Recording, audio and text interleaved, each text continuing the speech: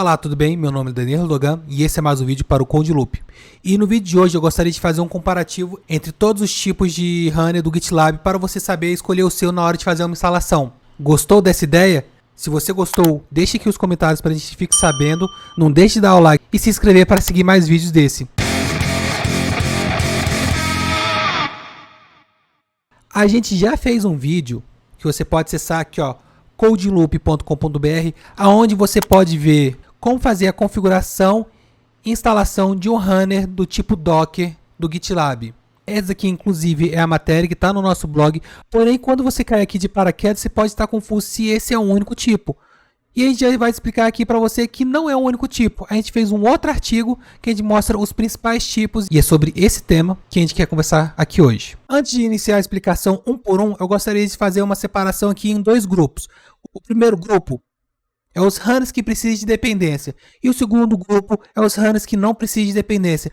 E explicando quais seriam essas dependências, funciona da seguinte forma. Os que precisam de dependência, por exemplo, se você tem um projeto Java, um projeto Go e um projeto Node, você vai precisar ter a JDK, o Node e o Go instalado nesse runner. Com isso a gente vai trazer a complexidade de gestão desses ambientes, porque dependendo da diversidade dos seus projetos, você vai precisar ter várias coisas configuradas naquele runner. Seja Artifactory, seja linguagem de programação para ele poder buildar os seus projetos, seja ele o Docker para ele construir as suas imagens, caso seja necessário, e por aí vai.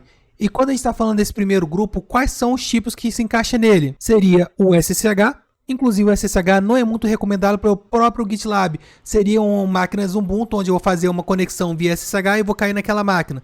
O segundo tipo seria via Shell. Esse Shell serve tanto para Windows quanto para Linux, ou seja, PowerShell, CMD, o Bash, ou qualquer outro tipo de Shell. Com isso, como é que funciona esse Shell? Eu faço uma conexão naquela máquina e a partir daquela máquina eu vou rodar comando como se eu estivesse na linha de comando mesmo. Ou seja, se eu quero rodar construir uma imagem, então eu vou fazer o que? Docker build, passar ali, "-t", fazer toda a construção. Se eu quero fazer a instalação de dependência de um projeto Node, eu vou rodar um npm install. E tudo isso precisa estar naquela máquina. Como se eu, o usuário, estivesse acessando ali via terminal e estivesse fazendo isso. E esse é basicamente o primeiro grupo. O segundo grupo que eu tinha comentado, que é o que não precisa de dependência, como que ele funciona? Ele vai funcionar basicamente via Docker, seja ele de algumas formas. Seja ele via Docker em si, Docker Autoscale, ou seja, seria uma máquina com Docker que ela vai ser escalada. Esse tipo eu não vou aprofundar muito aqui, eu vou fazer um vídeo dedicado só para ele, mostrando como fazer a instalação e criar o seu leque de máquinas. E também tem o Kubernetes, e além de outras formas. Aqui a gente vai focar somente no Docker, porque basicamente os outros aí também seriam, digamos assim, derivados de Docker. E como é que funciona isso? Em uma máquina que você tem apenas o Docker instalado, ou o Docker e o serviço do GitLab Runner, todo o resto vai ser baixado via quê? Vai ser baixado via imagens Docker. Ou seja, se eu tenho um projeto Java, naquele projeto Java eu vou ter uma imagem que vai ser capaz de construir aquela imagem. Ou seja, ela deve ter uma JDK, deve ter um Maven, deve ter o Gradle e outras coisas. A mesma coisa para o imagem Node.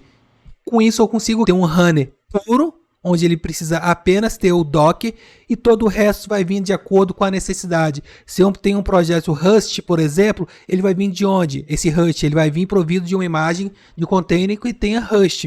Da mesma forma, se eu preciso do Python, eu vou ter uma imagem Python que tenha as necessidades daquele Python, daquele projeto, e eu consigo garantir que, independente de quantos projetos eu esteja construindo, o runner ele é unificado, ele não vai ter lixo, digamos assim, dos jobs anteriores, porque cada job é isolado num container, de forma a garantir estabilidade, segurança, porque dependendo do tipo de shell que eu estiver rodando, eu consigo fazer um job acessar outro job através de sistema de arquivos, dessa forma que via Docker eu acabo isolando isso, e eu também consigo facilidade na hora de fazer a manutenção, porque o meu parque, independente de quantas máquinas eu tenho uma máquina bem simples, apenas com Docker instalado, fazer a manutenção, ou fazer apenas manutenção no Docker. E falando tanto de Docker, eu gostaria de mostrar que a gente tem um vídeo, inclusive aqui a gente tem aqui o nosso blog, codeloop.com.br, onde a gente já mostrou como fazer a configuração e instalação de um runner do tipo Docker.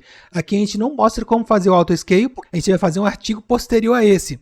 Nesse blog você também consegue saber notícias, por exemplo, pegando nossa última notícia aqui, que é A SonarCube anunciou a versão 10.5 e com isso a gente vai trazer algumas novidades aqui. Eu vou deixar o link na descrição, onde você pode acompanhar e se inscrever para saber mais notícias sobre o mundo da tecnologia. Bem, esse vídeo foi bem curtinho, espero que você tenha gostado dessas definições que a gente acabou de fazer daqui. Se você ficou com dúvida ou se você não concorda com alguma definição que eu tenha colocado aqui, deixe aqui nos comentários, vamos entrar num debate saudável sobre runners e afins. Não deixe de se inscrever e até o próximo vídeo.